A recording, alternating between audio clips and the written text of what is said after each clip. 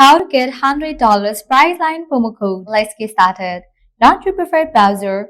At the very top, you'll see the search box. Over there, type in Priceline promo code and search for it. Different website links will appear. Navigate to any of the website, as using any of these websites will provide you working promo code for Priceline. For instance, I'm gonna open Coupon Follow. After you open it, you're gonna find amazing deals and offer.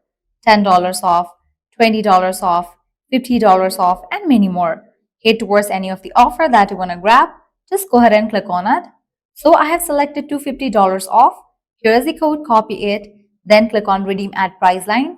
You'll be directed to the official website of Priceline. Now you can log into your account, book your hotel, flights, cars, or cruises. And once you do that, proceed to checkout. While in the checkout page, you'll find the section of code. Over there, paste your code and confirm it. And with that, you'll get the discount.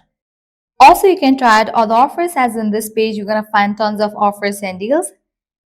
Likewise, you can also try out other websites, as these websites will also provide a working promo code for Priceline. Well, this way you can easily get up to $100 Priceline promo code. At the end, if you guys find this video helpful, don't forget to like, share and subscribe to our channel. Thank you.